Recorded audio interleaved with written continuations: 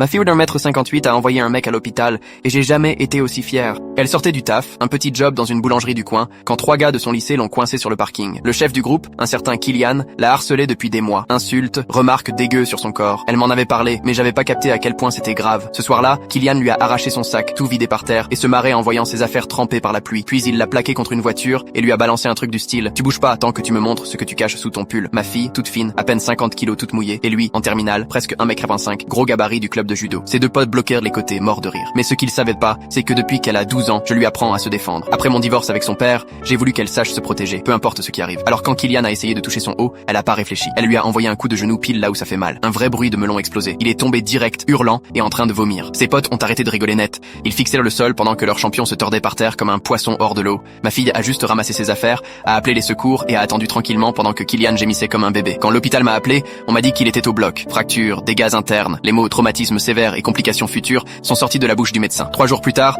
ses parents débarquent chez nous avec un avocat, Furax. Ils hurlaient que leur fils, futur star du sport, risquait de ne jamais avoir d'enfant. Ils réclamaient qu'on paye tout, soins, opérations, même les traitements pour la fertilité plus tard. Le père était rouge tomate, il tremblait de rage. Votre fille folle a ruiné l'avenir de mon fils. On va vous ruiner, vous aussi, et elle va payer au pénal. Je les ai fait entrer calmement et j'ai lancé la vidéo de la caméra de surveillance du parking que j'avais déjà récupérée. On a tous vu Kylian balancer ses affaires, la plaquer et essayer de la déshabiller pendant que ses potes filmaient et se marraient. On a vu ma fille, toute frêle, se défendre contre leur grand gaillard. L'avocat a commencé à transpirer. La mère de Kylian devenait livide, mais le père, lui, il lâchait rien. On s'en fout de la vidéo. Elle avait qu'à crier. Elle avait pas besoin de détruire son corps comme ça. Je lui ai répondu tranquille. Votre fils l'a suivi, entouré de 2 gars, l'a touché sans son accord. Elle s'est défendue. Si vous voulez aller au tribunal, je suis ravi de montrer cette vidéo et celle que ses potes ont prise. Ils ont quand même porté plainte, mis des milliers dans des avocats pour sauver l'honneur de leur fils. Le procès, un jour, une seule audience. Le jury a vu les images, lu les textos, écouté les témoins qui parlèrent des mois de harcèlement et regardé une gamine de 50 kilos défendre sa dignité contre un prédateur. Le juge a balancé: affaire classée. Vous avez de la chance qu'elle ne porte pas plainte à son tour. En sortant, j'ai regardé le père de Kylian droit dans les yeux et j'ai dit: le monde n'a pas besoin d'un mec de plus comme lui.